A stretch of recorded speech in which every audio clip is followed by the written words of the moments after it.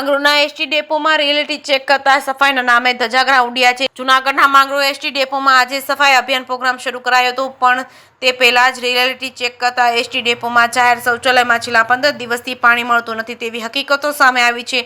લોકો શૌચાલયમાં પાણીના બોટલો ભરીને મુસાફરોને શૌચ માટે જવું પડતું હોવાનું લોકોએ જણાવ્યું હતું। પરિણામે મુસાફરોને ભારે મુશ્કેલીનો સામનો કરવો પડે છે। સ્વચ્છતા અભિયાન પ્રોગ્રામ રખાયો હતો, પરંતુ સફાઈ અભિયાન થાય તે પહેલા સફાઈ કેવી છે તે જોવા મળી હતી। જ્યારે રિયાલિટી ચેક કરવા છતાં જવાબદાર વ્યક્તિ હાજર ન મળતા ટેલિફોનિક વાતચીત કરતા જણાવ્યું હતું કે મોટર ખરાબ હોવાના કારણે પાણી નથી મળતું, ઉપરથી મોટર રિપેરિંગ થયેલ નથી, તો શું અમે ઘરના રૂપિયા બગાડીએ તેવો જવાબ આપ્યો હતો। સફાઈ અભિયાનના નામે માંગરોળ ડેપોના અધિકારીઓ દ્વારા આજે ફોટા પાડી ફક્ત તાયફા કરી ઉપલા અધિકારીઓને ખુશ કરશે અને વાહવાહી મેળવશે। પ્રજા અને મુસાફરો ભલેને પરેશાનીનો સામનો કરે, પણ અધિકારીઓના પેટમાં પાણી નથી હલવાનું, કારણ કે પોતાની ઓફિસમાં પોતાના પર્સનલ શૌચાલય હોય છે। ખરેખર તમામ મુસાફરો અને અધિકારીનું એક જ શૌચાલય હોય, તમામ મુસાફરો અને અધિકારીઓનું એક જ શૌચાલય હોવું જોઈએ, તો ખબર પડે કે પ્રજા કેવી મુશ્કેલી ભોગવે છે। આમાં પ્રજાના પૈસામાંથી પગાર મેળવતા અધિકારીઓને પ્રજાની સુખાકારી માટેની ચિંતા ક્યાંથી હોય છે। જે કે સુગૃતિ સાથે વિનુ મેસવાણીયા, માંગરોળ।